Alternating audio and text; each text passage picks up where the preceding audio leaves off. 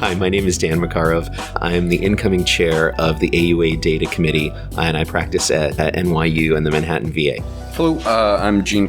I am a chief resident at Duke University Medical Center. I'm the incoming chair of the Resident and Fellow Committee at the AUA, and I will be starting my fellowship in urologic oncology at Mass General and the Brigham next year. So we're here today to discuss the AUA Census, specifically the resident portion. The AUA Census is a systematically designed annual survey of urologists that's administered by the AUA and is mostly run out of the Data Committee. I have to give a shout out to Raymond Fang, whose brainchild this is. And we are already in, I believe this year is our fourth year of collection of the census. It's offered to all 22,000 members of the AUA nationally and internationally. And the sample that we receive is then analyzed using probability weights to extrapolate from the sample that we have to the entire body of the AUA. From a resident standpoint, this is kind of an exciting year because it's the first year that we've actually had a report on resident-specific data. It covers the years from 2016 to 2018, so it took about 3 years to actually collect enough data to have a representative sample of residents. And so as a shameless plug, that means that residents, we really should be filling out the census more frequently and more ubiquitously. But this is really the first year that we have a good pulse on what the resident workforce looks like, what the priorities are, what plans are, and that kind of gives the AUA something to build off of. Absolutely, and I just want to throw in to contextualize this in the overall census. The picture of the practicing current body of urologists is basically over the 4 years that we have, each year the median age of practicing urologists has gone up by 1 year. So we have a rapidly aging workforce. And that's not going to go on forever. Obviously, those urologists at some point will retire or stop practicing for various reasons, and so the incoming residents are going to be filling that void when they're in practice. So it's incredibly important to understand what's motivating them, and to understand how to build AUA services to meet them where their needs are. The census this year revealed some very interesting insights into the resident workforce, and so we're going to talk a little bit about those right now, just higher level stuff. All of this data is available online, the AUA's website. I encourage everyone to download it and delve into it a little deeper. But one of the things that was interesting is, in general, the biggest predictor or covariate that was associated with a lot of the things that the AUA was looking at was gender and other things like educational debt load and level of training was less predictive. So that was an interesting takeaway. There was also the fact that debt load was not really highly predictive, which we found interesting. And then another thing that the AUA does is it looks at how comfortable people are with performing the various procedures that a urologist will perform on a day-to-day or a week-to-week basis. And as might be expected, chief residents were very comfortable performing the vast majority of things, but there were some procedures that were less commonly used throughout the workforce, so we can discuss that a little bit. Yeah. So let's dive in and take a look at some of the data. I think, the first thing that jumps out that you could look at are the number of female residents that are being trained. And it's interesting when you look across by year from 2016 to 2020, those are predicted graduation years. You have the number of men remains steady, but the number of women slowly increases each year. So that's, I think the trend is positive.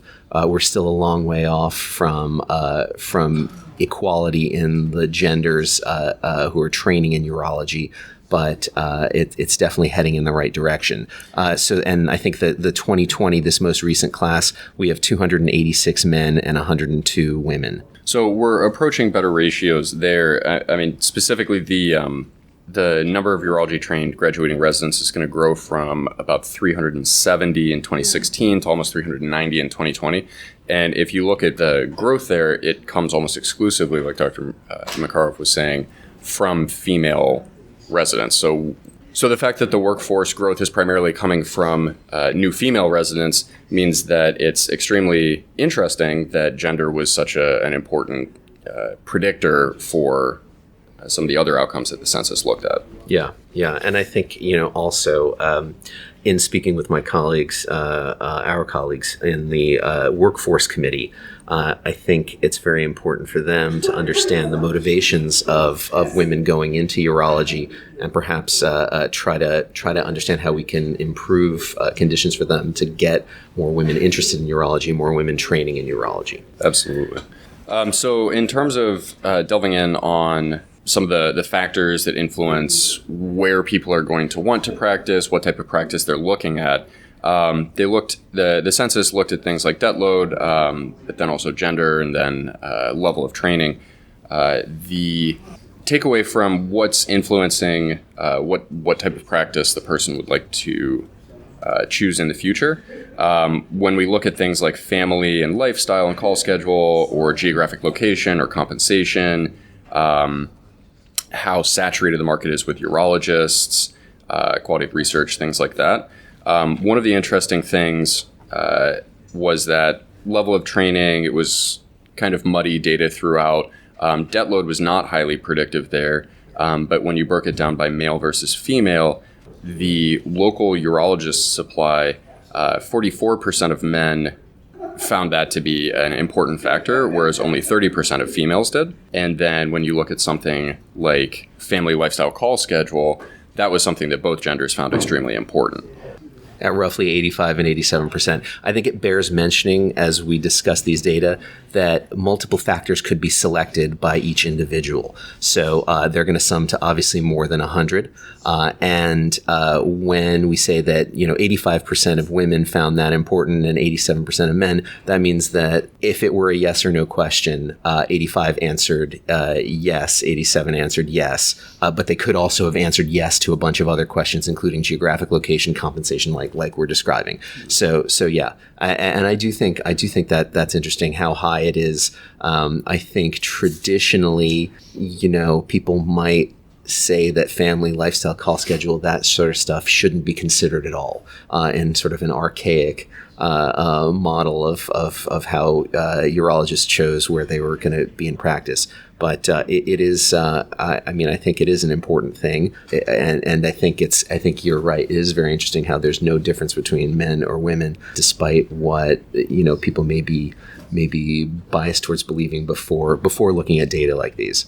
Yeah, and I think it just speaks to the changing nature of the new generation of the workforce. The lifestyle, the call schedule, the location, which was viewed as extremely important by 83% of women and 87% of men. The kind of soft factors that go into a job are now being viewed as extremely important. And so, I can say personally, the headhunting emails that are coming out this year, the cold calls, and talking to my co-residents who are applying for jobs right now, practices are really starting to emphasize that type of thing, in addition to the fact that, you'll make X money and have X OR block time. They're really starting to emphasize kind of the soft factors that go into the job. So yeah, and for good reason, obviously. Sure.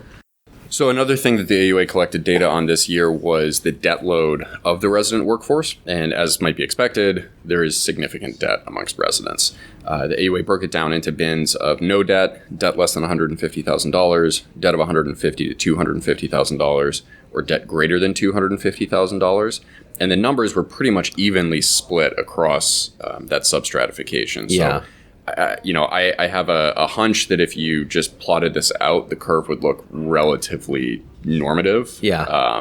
Because it's, 22% have no debt, 23% have $150,000 or less of debt, 27% have $150,000 to $250,000, and 27 have greater than 250. So there might be a slight rightward shift of that curve, but I have a feeling that it's it's largely quartiles, it looks like. Yeah. Not that much difference in men to women there. Perhaps a few more men with higher debt. So 29% of men, or 28.7, had greater than $250,000 in debt, whereas only 21.9% of women. But largely the same numbers for no debt, 21.9 versus 22.2. And little debt, 23.0 versus 22.8. So pretty similar numbers between the sexes. And interestingly, when you look at planned practice setting by educational debt load, it really was not predictive at all. The number of respondents planning on going into academic practice did not really vary based off of debt load. 35% of those with a huge amount of debt and 36% of those with no debt were planning on doing that. Similarly for private practice, that was not really something that varied significantly. The debt load didn't really appear to be predicting people's future outcomes, which maybe to Dr. Makarov's point is, potentially people are thinking they'll probably make enough regardless of where they wind up practicing. Yeah, it's encouraging. When it comes to what type of practice setting the survey respondent was planning on pursuing, one thing that was very interesting is that about 40% of women, compared to only 33% of men, were planning on pursuing an academic practice. Conversely, 34% of men and only 27% of women were planning on pursuing a pure private practice. Slight differences, not radically different. Mm-hmm. I think, the ordinal rankings of practice settings for each gender would be the same, mm-hmm. with like maybe 5% differences within each of the things. But maybe this, if you're going to really torture the data until they confess, as Don Coffey suggests, if you had to come up with something, perhaps you might extrapolate that women prefer this academic medical setting. Perhaps it's more structured or whatever, and men slightly prefer the private practice settings. But it's hard to really make hay out of it. What do you think? I mean, I think that it's, if you compared that table to the table that talks about the factors that influence choice of practice setting, there was, again, small differences between, women and men in terms of women were saying an academic setting was more important to them than men. So when we look at table 111, which is what is important to you as you consider practice opportunities, there was a large discrepancy. Women were saying 40% said that it was very important to have research opportunities available, whereas only 28% of men were saying that. Lifestyle, again, was important to both, roughly 92 and 88% for women to men. Location was important, roughly 95% for both.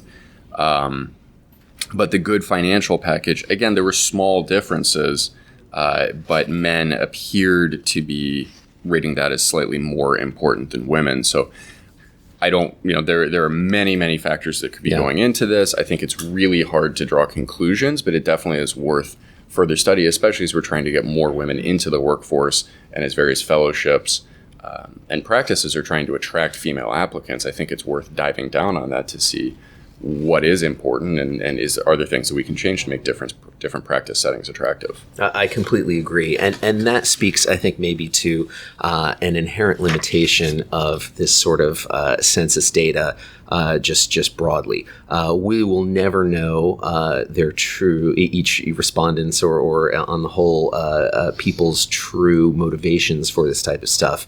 This is great for hypothesis generation.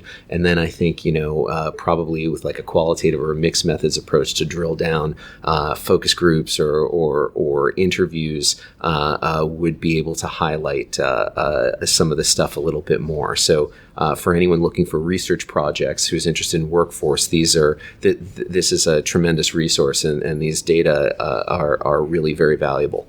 Yeah, and I think it's really, this type of research truly is hypothesis generating, and there are so many different ways that you could spin this off and think about why this is happening. But it's really just a starting point to come up with an idea, why is this happening, and then test that idea, and then we'll understand a lot more about the workforce. And in terms of, what do we need to do to make different practice settings more attractive to different types of applicants? If you look at subspecialty choice for fellowship training, for example, women were approximately 21% of women respondents were planning on choosing a pediatric fellowship if they were going to pursue pediatric training, compared to only 5% of men. And similarly, about 26% of women were going to choose a FPMRS, a female urology fellowship, compared to only 2% of men. But then on the flip side, 30% of men were planning on pursuing an oncology fellowship, compared to only 15% of women. And endourology and stone disease is also a pretty stark difference. Yeah. So it kind of raises the question of, what do FPMRS or what do PEDS fellowships need to do if they want to be attracting more men? And conversely, what do oncology or MIS or endo fellowships need to do if they want to be attracting more female applicants? And is it the fellowships or is it the type of practice that's, anticipated afterwards? These are all questions. These are hypotheses that people can come up with and then test in the real world. Absolutely. So conversely, whereas gender was highly correlated with some of the outcomes that people were looking at, debt load, which is something that I personally had thought might be predictive of things like, are you planning on pursuing a fellowship? Really not very predictive. So if we broke down the debt load, it was broken down into bins of no debt, debt less than $150,000, debt of $150,000 to $250,000, and debt greater than $250,000. And looking at that, the number of people who were planning to pursue a fellowship really was not that significantly different. People with no debt, 42% were planning on pursuing it. $150,000 or less was 40%. The $150 to $250 was 32%, and greater than $250 was 35%. Yeah. A small trend, but not radically different. I completely agree. What do you think about that? And so I think that it's also the way that this question was worded. You either planned to pursue fellowship, you did not know, or you are currently matched. Right. And if you actually added up the number of people who planned to pursue fellowship plus the number of people who are currently matched to fellowship, the differences even went away and the trend somewhat flattened out and reversed even a little bit. Right. So I think really it was interesting to me that level of debt load really did not appear to be affecting anyone's choice of fellowship training. Do you have any ideas why? I mean, again, a really important hypothesis generating question. So we can't for sure know. One of the things that you and I were talking about a little bit before is perhaps urology salaries are just pretty good or good enough everywhere, so that regardless of your debt level, they're good enough to be able to pay your debt and live comfortably. So perhaps that's not really driving decision making as much as it might, perhaps in another field where there was a much more stark difference between academics and private practice. Sure. And as someone approaching the end of my training, that's kind of encouraging to think about. Yeah, that's right. There's a bright light at the end of the tunnel. So another thing that we found interesting, and we had alluded to in the beginning, was the difference in proficiencies by chief residents within the United States for various procedures. There were some procedures that, as might be expected, chiefs were extremely comfortable with and interns were maybe less comfortable with. And for all of these procedures, the question asked whether the person was comfortable performing them independently, assisting another physician performing them, or just was not comfortable being involved in that procedure. So something like renal ultrasound, as you might expect, very few interns said that they were comfortable performing that procedure. But you might expect chief residents to be more comfortable performing an ultrasound.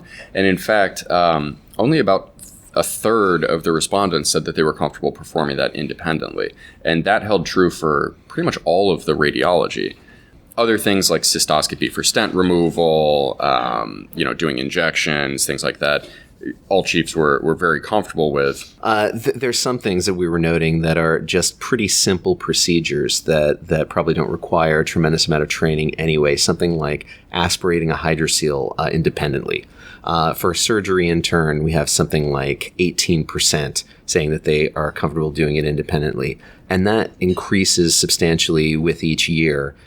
With the chief residents saying 78% of them are comfortable doing it independently. But I wonder if there's something about how the question was worded or how people are interpreting it, because I would imagine any chief resident would be pretty comfortable doing it, but we only have 78% saying that they can do it independently. Yeah, and you would kind of expect 100% of chiefs should be comfortable sticking a needle in a hydrocele and aspirating it. Yeah. So maybe it's just the fact that we don't really aspirate very many hydroceles anymore. Yeah. You just take them to the OR and fix them. So that may have been question dependent, but there were other things. For example, priapism injection treatment.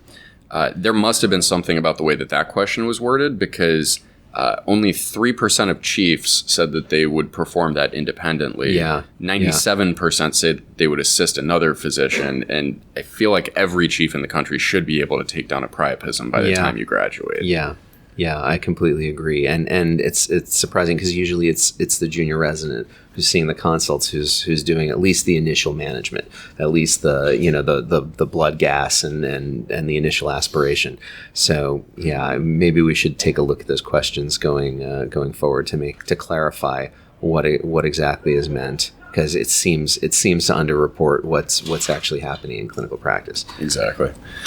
Another thing that was very interesting about the report this year is that it collected data internationally, not just domestically. And the international data was not necessarily broken down by year of training because there's so much variation in the structure of training in other programs, it wouldn't really make for meaningful comparisons. And so many fewer respondents internationally, especially when you break them out by country compared to the United States. Sure, absolutely. One thing that was interesting is that there are certain countries that were very procedure heavy and other countries that were very clinic heavy. And so, in the conclusions, the census actually said that more time was spent by residents performing procedures in Australia, the United States, which is not surprising there, and India. But ambulatory clinic was really where residents spent a lot of time in Peru, Argentina, Colombia, and countries like that. Yeah. I wonder this would also be like a great study topic, doing some sort of studies to almost like medical anthropology to understand how training is different, what their experience is like, how it compares to ours, and ultimately how does that influence their practice. Are the procedure heavy countries, are the urologists more aggressive about offering procedures, or does it not make a difference in the end? Sure, and I'm sure there's like a chicken and egg type phenomenon that you could really delve into there in terms of what's the reimbursement model? Is it more cognitive reimbursement or procedural reimbursement? So what are the residents trained to do? So what do they do in practice? I mean, it's kind of this big cyclical thing that you could really delve into a little bit more. But again, this is really fantastic data to generate hypotheses, and hopefully people take advantage of this to get out and explore this more in future research. All this data, again, can be found on auanet.org. You can also just Google AUA Census, and it's the first result that pops up. There's PDFs. It's freely available to any member of the AUA, and it really is a fantastic resource, and also it's just interesting to look at. Absolutely. And we encourage everybody to keep filling out those AUA censuses. I don't know if that's the plural. I'm not sure. Yeah, to keep filling out the census each year, so that we have these data and so that we can understand what's going on, so we can be responsive to the needs of our membership and of our trainees as well. If anyone wants to continue the discussion or ask any questions, we're actually the Resident Fellow Committee and the Young Urologist Committee are pretty active on Twitter. So the hashtag YoungUro is a good one to throw onto a tweet to let someone know that you're interested in talking about something. You can message me directly at Eugene on Twitter. That's UROGENE. And similarly, the data committee has a lot of resources to help understand the census. Also, statistical services for projects and things like that. So, if anyone is interested in doing a deep dive, trying to understand these data better, there's a lot of resources available. My Twitter handle is DannyMac76, DANNYMAK 76. So look forward to hearing from anyone who's interested in that. Again, my name is Dan Makarov. And I'm Gene Combe. Thank you for listening to the AUA Inside Tract podcast, an official podcast of the American Urological Association. For more information, AUAnet.org.